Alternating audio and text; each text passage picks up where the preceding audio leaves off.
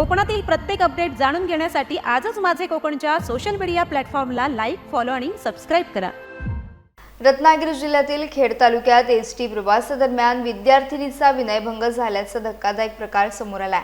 खेड भरणे मार्गावरील एसटी बसमध्ये प्रवास करत असताना संबंधित वाहकाकडून हा प्रकार घडल्याचा आरोप आहे। विद्यार्थिनीने शाळेत पोहोचल्यानंतर संपूर्ण घटना मुख्याध्यापकांना सांगितली। त्यानंतर मुख्याध्यापकांनी पोलिसांकडे तक्रार केली। या घटनेची माहिती मिळताच नागरिक आणि प्रवाशांनी खेड बस स्थानकात एकत्र येत एसटी प्रशासनाला जाब विचारला।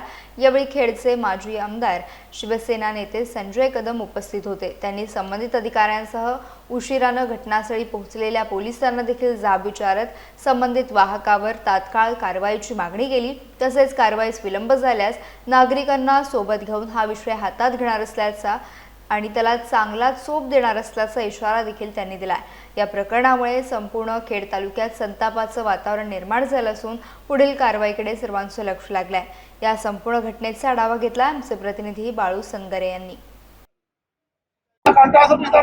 महाराष्ट्रातली सर्वात सुरक्षित वाहतूक म्हणून एसटी महामंडळाकडे नेहमीच पाहिलं गेलं।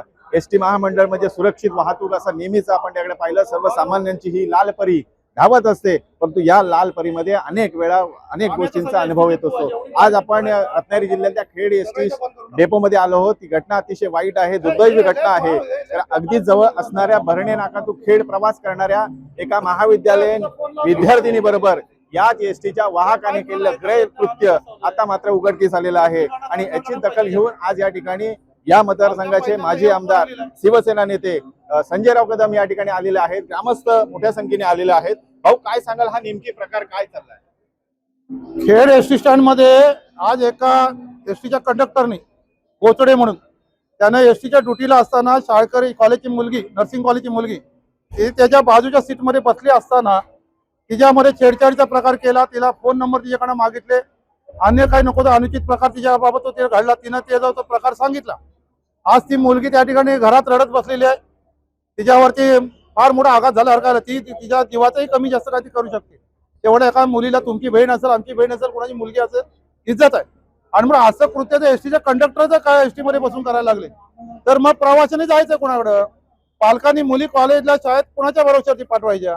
शाळेतला जर एसटीला कंडक्टरचा त्याच्यामध्ये असं प्रकार करत असेल आणि म्हणून त्याच्याबद्दल प्रचंड नाराजी त्याच्यामध्ये कंडक्टरच्या बाबत आहे। कंडक्टर चिपळूणच्या ड्युटीला गेला, त्याला पकडून आणलं, आमचे कार्यकर्ते गेले, पोलीस स्वतः आले, पोलीस पीआय इथं आलेले आहेत आणि मग ते 1-2 तासाचा आला नाही तर माझा एक संशय यांच्याकडून हे एसटीचे इथे जे अधिकारी आहेत हे त्याला फोन करून काय लांबवतात की काय तू येऊ नको म्हणून, आणि आणखी 2-3 तास जर आला नाही तर ह्यांचा कुणातरी संगणमाचा हात आहे समजून यांना ठोकायचं काम या ठिकाणी करेल।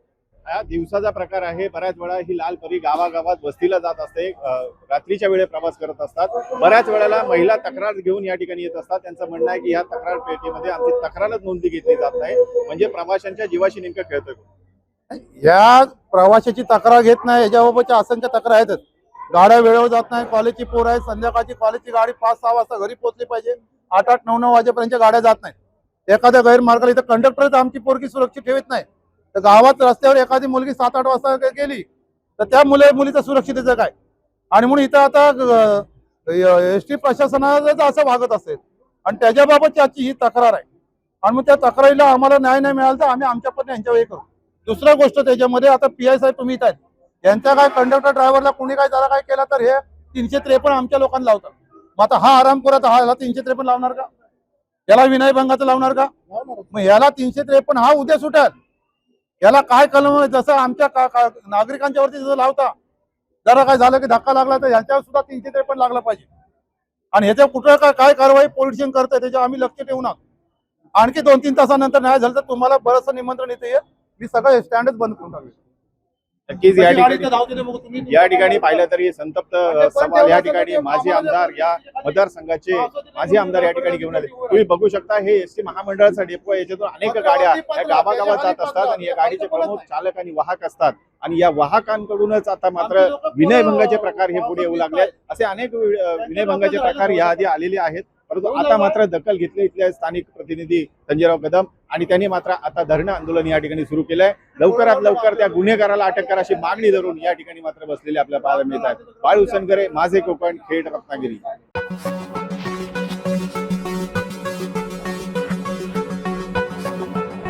आहे